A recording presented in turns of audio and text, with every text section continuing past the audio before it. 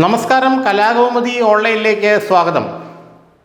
കാരംശ്ശേരി ഛത്തീസ്ഗഡിലെ ക്രൈസ്തവ സന്യാസിമാർക്കെതിരെ, കന്യാസ്ത്രീകൾക്കെതിരെ ബജരംഗദൾ പ്രവർത്തകർ ആക്രമണം നടത്തുകയും അവരെ ഒരാഴ്ചക്കാലം ജയിലിലടയ്ക്കുകയും ഒക്കെ ചെയ്തു. BJPക്ക് കേരളത്തിൽ അതൊരു രാഷ്ട്രീയ തിരിച്ചടി സമ്മാനിക്കുകയും ക്രൈസ്തവ സമൂഹത്തിൻ്റെ പിന്തുണ പതിയെ പതിയെ കുറഞ്ഞു വരികയും ചെയ്തു എന്നത് യാഥാർത്ഥ്യമാണ്. BJPക്കുണ്ടായ ക്രൈസ്തവ പിന്തുണ പോലും ഇപ്പോൾ കോൺഗ്രസിലേക്ക് ചായുന്ന അവസ്ഥയാണ്. എന്നാൽ BJP അങ്ങനെ നിരാശപ്പെട്ടിട്ടൊന്നുമില്ല, അവർ നിരാശപ്പെടുകയുമില്ല. 2 കത്തോലിക്ക ബിഷപ്പുമാരെ മുന്നിൽ നിർത്തിക്കൊണ്ട് വീണ്ടും ഒരു കളിക്ക് കേരളത്തിൽ BJP ഒരുങ്ങുകയാണ്. താമരശ്ശേരി ബിഷപ്പ് റെമിജിയോസ് ഇഞ്ചനാനിയലിനെയും തലശ്ശേരി ബിഷപ്പ് പാംപ്ലാനിയെയും മുന്നിൽ നിർത്തിക്കൊണ്ടുള്ള ഒരു നീക്കമാണ് ഇപ്പോൾ BJP കേരളത്തിൽ നടത്തുന്നത്. BJPക്കെതിരെ മറ്റു രാഷ്ട്രീയ പാർട്ടികൾ തട്ടിക്കൂട്ടുന്നുവെന്ന് അവർ പറയുന്ന ആരോപണങ്ങളെ പൊളിച്ചെടുക്കാൻ ഈ 2 ബിഷപ്പുമാരുമായി കൈകോർക്കേണ്ടത് അത്യന്താപേക്ഷിതമാണെന്നാണ് BJP മനസ്സിലാക്കിയിരിക്കുന്നത്. ബിഷപ്പ് ഇഞ്ചനാനിയേലും ബിഷപ്പ് പാംപ്ലാനിയും നേരത്തെ തന്നെ BJPയുമായി വളരെ അടുത്ത സൗഹൃദം പുലർത്തുന്നവരാണ്. അവരെ ഭംഗിയായി ഉപയോഗിച്ചുകൊണ്ട് ക്രൈസ്തവ സമൂഹത്തിലുണ്ടായ ആശങ്കകൾ അകറ്റാൻ BJP നേതൃത്വം ഇപ്പോൾ നന്നായി ശ്രമിക്കുന്നുണ്ട്. താമരശ്ശേരി ബിഷപ്പ് ഡോക്ടർ ഇഞ്ചനാനിയേൽ പറഞ്ഞത് അമിത്ഷാ ഇടപെട്ടതുകൊണ്ടാണ് ക്രിസ്ത്യാനികളെ അല്ലെങ്കിൽ ഈ 2 കന്യാസ്ത്രീകളെയും പെട്ടെന്ന് തന്നെ ജയിലിൽ നിന്ന് വിട്ടത് എന്നാണ്. ബിഷപ്പ് പാംപ്ലാനിയും അത് തന്നെ പറഞ്ഞു. ആഭ്യന്തര വകുപ്പിൻ്റെയും പ്രധാനമന്ത്രിയുടെയും ഓഫീസിൻ്റെ ഇടപെടലാണ് കന്യാസ്ത്രീകളെ, സഹോദരിമാരെ BJPയുടെ തടവറയിൽ നിന്ന് രക്ഷിച്ചതെന്ന്.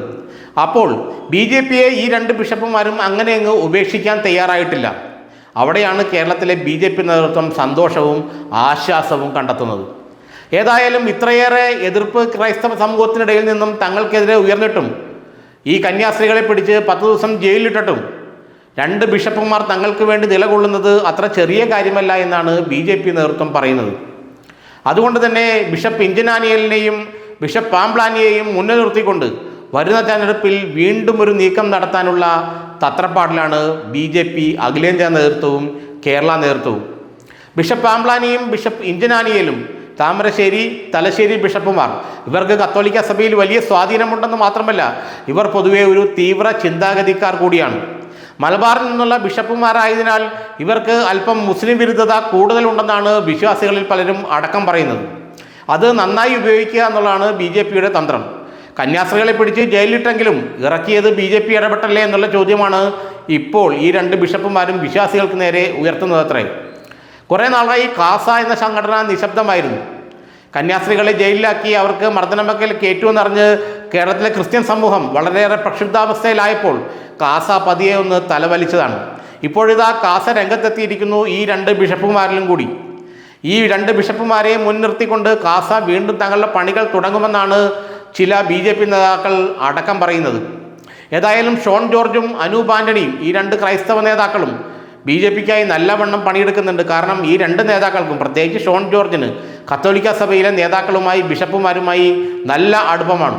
PC ജോർജിനും ഷോൺ ജോർജിനും സഭാ നേതൃത്വമായുള്ള അത്രയും അടുപ്പം കേരളത്തിലെ ഒരു രാഷ്ട്രീയ നേതാക്കൾക്കും ഇല്ല എന്നതാണ് യാഥാർത്ഥ്യം.